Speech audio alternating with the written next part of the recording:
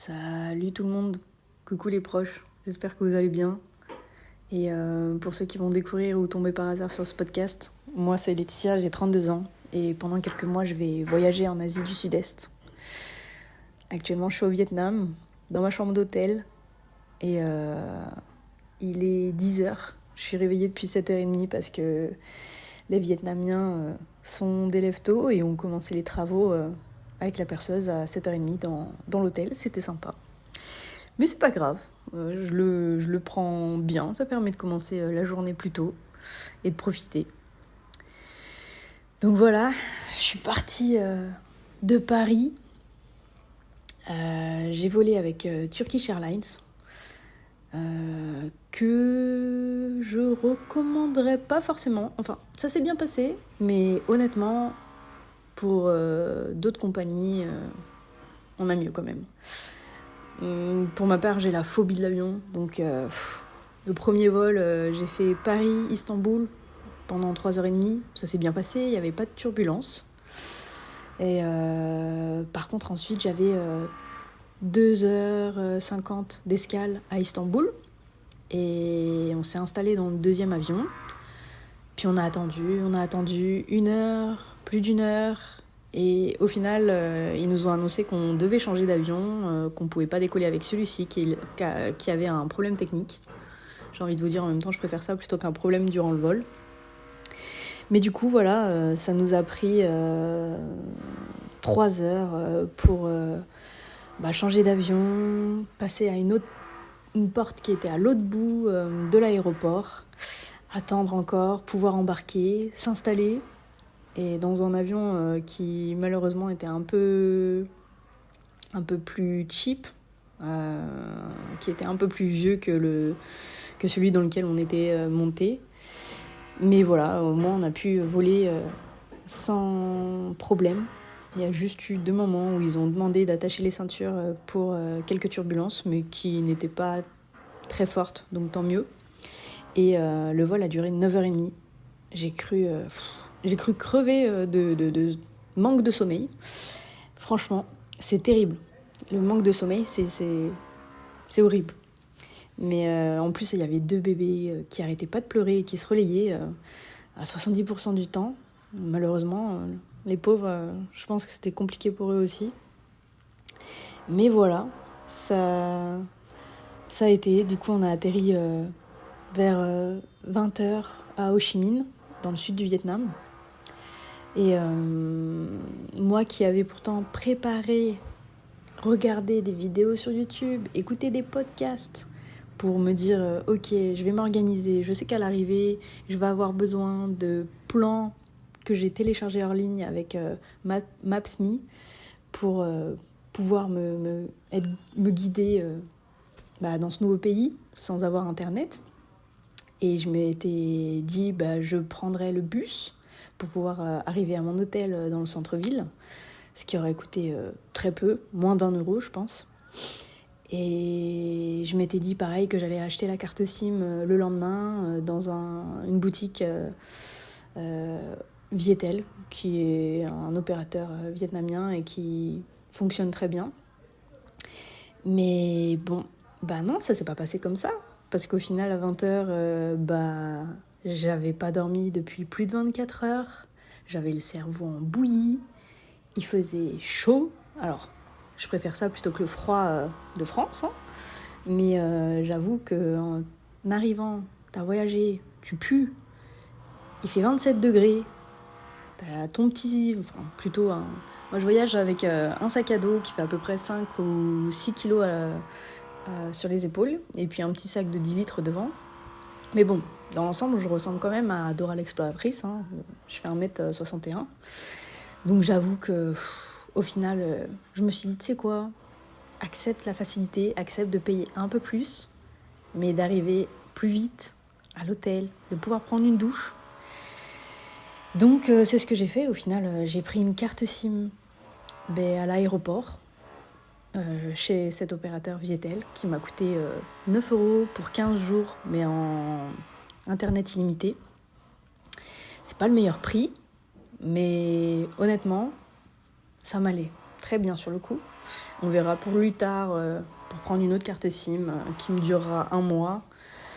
Je me renseignerai sur les prix et j'irai dans un opérateur en ville. Mais voilà, là c'était très bien. J'ai retiré aussi un petit peu d'espèces en cas. Et chose à éviter parce qu'effectivement, les distributeurs automatiques à l'aéroport, vous prennent pas mal de frais, malheureusement. Même si vous avez une carte N26 comme moi, ça fait mal. Je crois que j'en ai eu pour 6 ou 8 euros de frais. Mais c'est pas grave. Et ensuite, vu que j'avais Internet, j'ai pu commander un Grab qui est l'équivalent de taxi ou Uber en France. Et comme ça, j'ai pu arriver plus facilement et plus vite à l'hôtel. Donc ça, c'était super. À l'hôtel, en plus, la demoiselle très gentille qui m'attendait parce que pourtant, ils sont pas tout le temps sur place. C'est un homestay. Mais elle m'a quand même attendue alors que je suis arrivée à 22h30, je crois. Un truc comme ça. Donc adorable. L'hôtel, franchement, il est top. Je suis dans une rue pas trop passante. Même si là, il y a des travaux en journée. Mais franchement, la nuit, dès minuit, ça y est, il n'y a plus aucun bruit. Et je paye 17 € la nuit avec une chambre spacieuse, frigo, bouilloire... une fenêtre, chose qui était importante pour moi parce que certains hôtels proposent des chambres sans fenêtre, mais j'ai un peu du mal avec ça parce que au niveau de l'aération, l'humidité, la clim, c'est pas fou. Mais voilà, et du coup je suis arrivée, j'ai 2 amies qui voyagent avec moi pour les 15 premiers jours.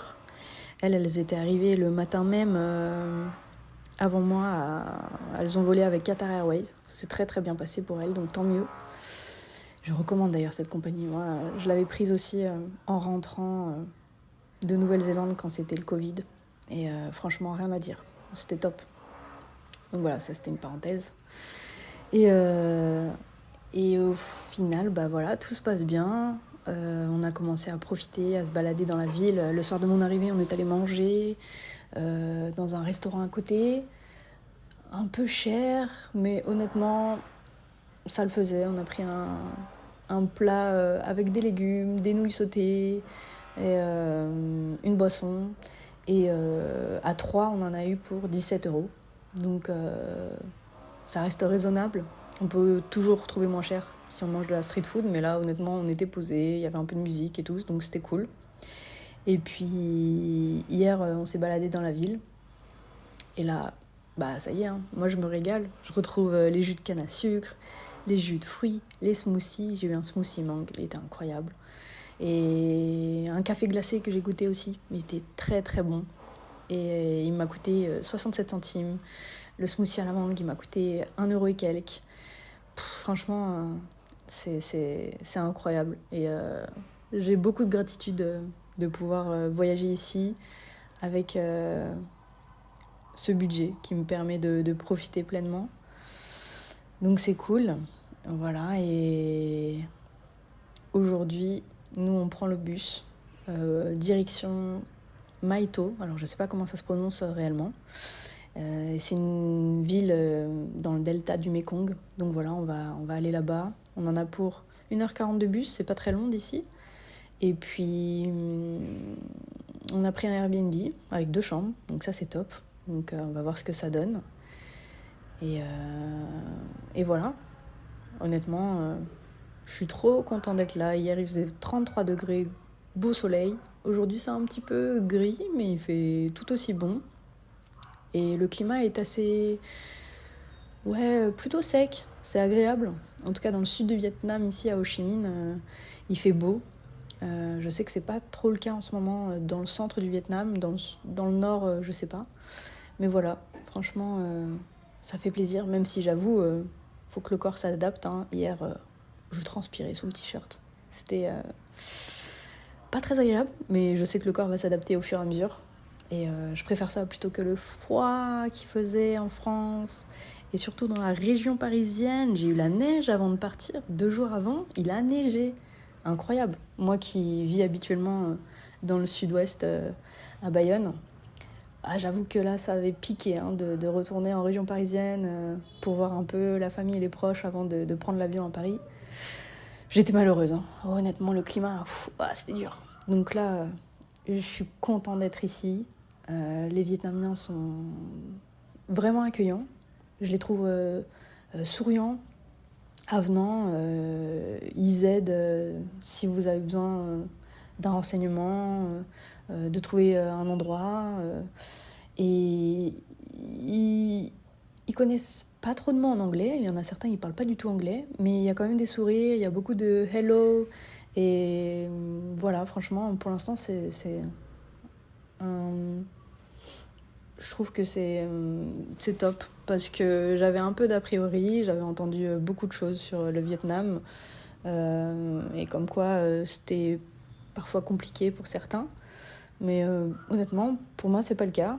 Et je pense que c'est pareil, ça dépend. Après, je parle que pour moi, mais quand on se sent regardé, parce qu'ils sont curieux de voir aussi des étrangers, peut-être. Mais si vous leur si vous leur faites un sourire, ils vont vous retourner le sourire direct. Et donc voilà, c'est top. Franchement, j'aime beaucoup pour l'instant. Et mes deux amies qui voyagent avec moi, elles sont guadeloupéennes. Et du coup, ça les intrigue, ils sont en bug sur leurs cheveux. Mais voilà, franchement, c'est pas des regards qui sont gênants. Au contraire, ils sont plutôt discrets quand ils les regardent passer. Et ils sont intrigués. Mais voilà, c'est pas malaisant en tout cas. Donc c'est cool.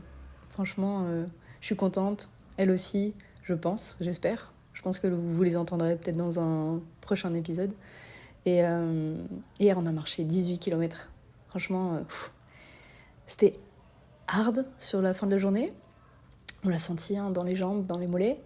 Mais voilà, c'était cool de pouvoir se remplir les yeux de toute la ville, des petits magasins, de tout ce qui se passe, la street food, la populace. Parce que, waouh, il y en a. Et surtout les scooters, la circulation, c'est un délire. Il y a taquet de monde et pourtant, il n'y a aucun accident. Pourtant, ils klaxonnent tous et tout, machin. Mais ils sont pas énervés. C'est très bizarre. Ils sont plutôt chill, pas stressés. Et voilà. Il y a un code de la route, même si parfois il y en a qui passent à des feux rouges et tout. Mais pareil pour traverser.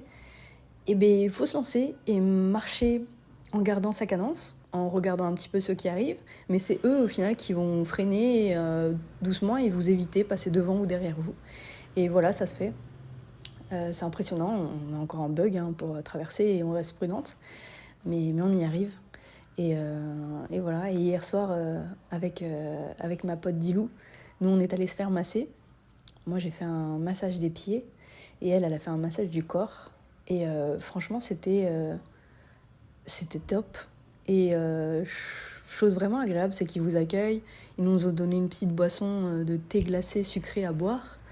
Ensuite, ma pote a eu une fiche de renseignement où elle a dû dire comment elle souhaitait se faire masser sur chaque partie du corps, de la tête jusqu'aux pieds, en disant fort, pas fort ou normal. Et pareil, à la fin, il demandait si elle avait des allergies, si elle était enceinte, si elle avait eu des opérations. Et pareil, par contre, on n'a pas compris, mais c'est vrai qu'à la fin, il demandait s'il voulait qu'il lui coupe les ongles de pied, les ongles de main. C'était très... Pourquoi pas, hein. Peut-être qu'il y en a qui font et puis c'est mieux comme ça. Mais voilà, et non, franchement, top. Et du coup, elle s'est fait masser, elle m'a dit qu'elle a apprécié. Elle avait demandé fort sur les épaules, chose qu'elle a eue. Et si c'est à refaire, elle le demandera normal finalement partout parce qu'ils ne font pas les choses à moitié. Et moi, de mon côté, massage de pied, ouais, c'était top. On avait pris 1 heure de massage. Moi, ça m'a coûté 10 euros, moins de 10 euros, je crois. La dame m'a fait un bain de pied avec des pétales de rose et tout.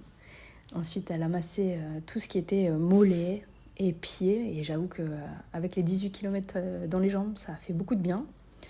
Voilà, et après, ensuite, elle m'a fait asseoir. Et elle a commencé à masser aussi au niveau des épaules, les trapèzes. Oh, c'était incroyable. La nuque, pareil. Et par contre, à un moment, elle m'a pris la tête. Et genre, je sens qu'elle la tourne. Et je me dis, putain, elle va me faire craquer. Et du coup, j'étais un peu stressée. Donc, j'ai pas réussi à relâcher.